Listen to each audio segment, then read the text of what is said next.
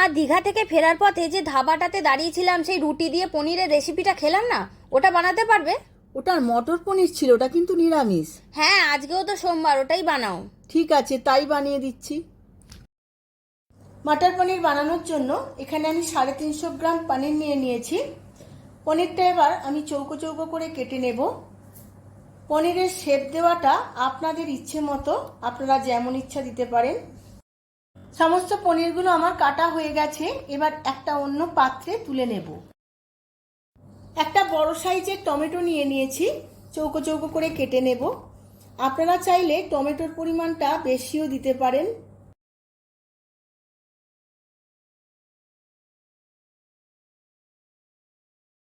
এখন একটা mixing jar নিয়ে নিয়েছি, এর মধ্যে টমেটোর কুচোগুলো দিয়ে দেব, আর দেব 4-5টা কাঁচা লঙ্কা।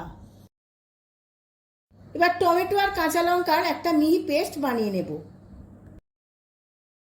একটা ফ্রাই প্যান বসিয়ে নিয়েছি, এর মধ্যে দিয়ে দেব 1 ইঞ্চি দারচিনি, একটা বড় এলাচ, একটা জয়িত্রীর ফুল, একটা স্টার আনিস,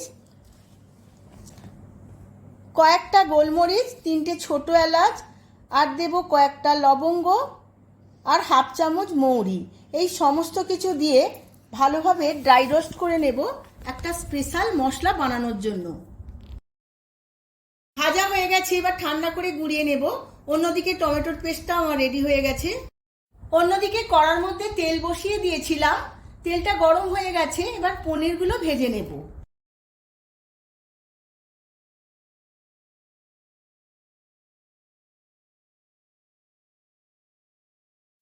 পনিরগুলো উল্টে পাল্টে 5-7 মিনিট ভেজে নেব, হালকা বাদামি করে।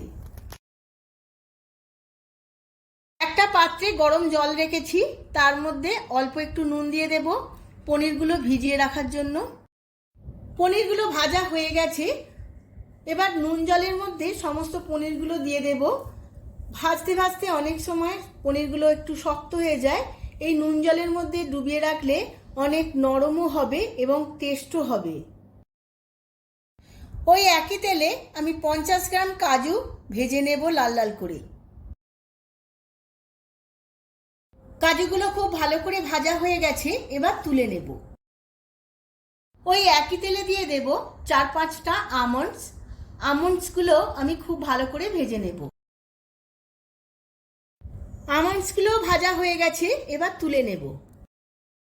এখন একটা মিক্সিং জার নিয়ে নিয়েছি, এর মধ্যে দিয়ে দেব কাজু আর আমন্ডস ভাজা, আর দেব আগে থাকতে ভেজে রাখা সমস্ত মশলাটা।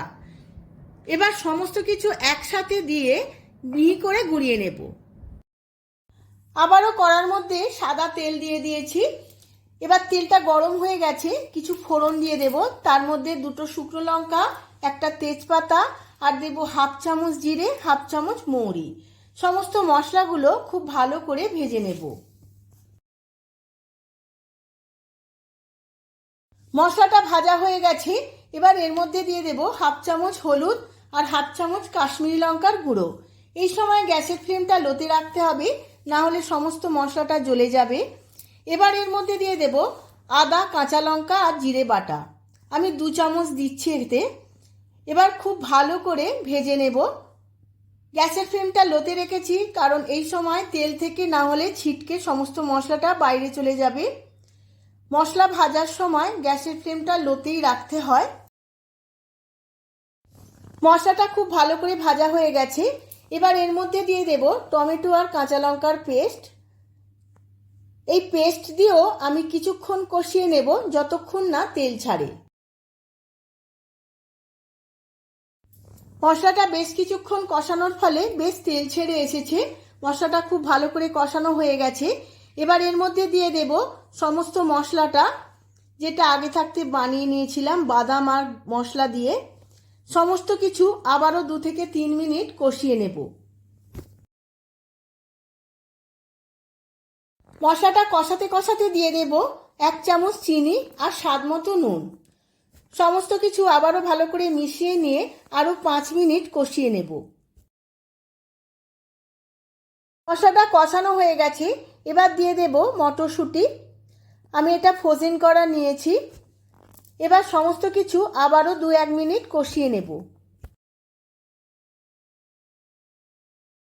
সমস্ত উপকরণগুলো খুব ভালো করে কষানো হয়ে গেছে। এবার দিয়ে দিলাম পরিমাণ মতো জল। এবার ফুটে আসা পর্যন্ত অপেক্ষা করব। গ্রেভিটা ফুটতে শুরু করে দিয়েছে। এবার এর মধ্যে দিয়ে দেব নুন জলে ভেজানো পনিরগুলো। পনিরগুলো গ্রেভির মধ্যে দিয়ে 2-1 মিনিট রান্না করে নিয়েছিলাম। এবার দিয়ে দেব কাসৌরি মেথি। আমি ড্রাই রোস্ট করে নিয়েছিলাম কসৌরি মেথি, ভালো করে নাড়াচাড়া করে নিয়েছি। এবার গ্যাসের ফ্লেমটা অফ করে দিয়ে ওপর থেকে দিয়ে দেব 1 চামচ বাটার আর কিছুটা ধনেপাতা কুচোনো। ব্যাস, আমার রেডি হয়ে গেছে মটর পনির। এবার কিছুক্ষণ পরে আমি সার্ভ করে নেব। সার্ভ করে নিয়েছি ধাবা স্টাইলের পেঁয়াজ রসুন ছাড়া সম্পূর্ণ নিরামিষ মটর পনির। আপনারাও যে কোনো উপসের দিন আমার মতো করে একবার বাড়িতে বানিয়ে ফেলুন। আর কেমন হয়েছে আমাকে কমেন্ট করে জানাতে কিন্তু ভুলবেন না।